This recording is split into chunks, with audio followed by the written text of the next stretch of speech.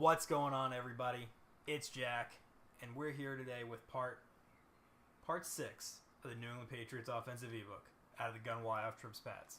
Now, we've already gone over a base play. We've gone over some of the basic principles. Now, today, we're going to look at the final audible in the scheme, and it's going to be a run play. Now, this formation only has 3 runs. The halfback power is trash. The halfback mid-draw is way too obvious. It's trash.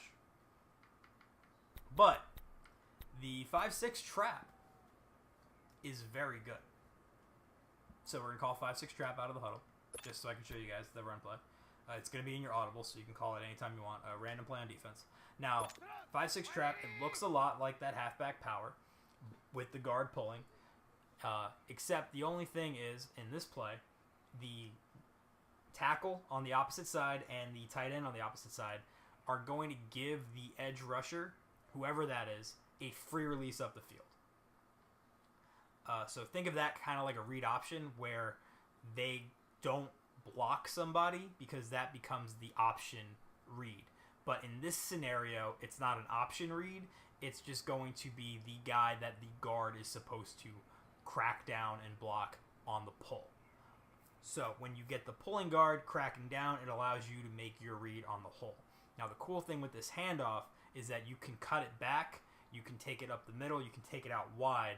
It all depends on the blocking, and it's really just a matter of reading the offensive line and reading the blocks and getting the run off that way. So we're just going to run it a few times just so you can see what happens. There's the cutback lane. Right there, right off the start. That was a nice cutback lane, right?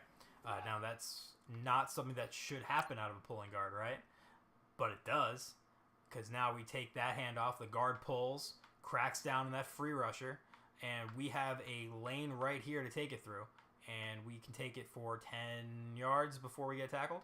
That's a 10-yard gain off of a shotgun run that isn't inside zone. We're going to run one more time. As you can see, there's the crackdown block again. And again, this is just a nice way to keep the chains moving, keep the ball moving, keep your opponent honest, because your opponent is not going to expect you to be running the ball out of this formation when you're slinging the ball all over the field.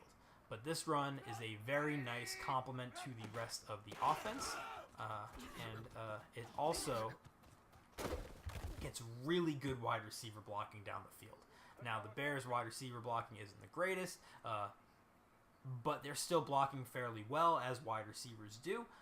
But in Mutt and with other wide receiver heavy teams, the run blocking can be even more obvious, and you can get some really big gains because of the wide receiver run blocking. As you can see right there, that's a nice little 15-20 yard cut just by reading the keys, reading the blocks. It's really that simple.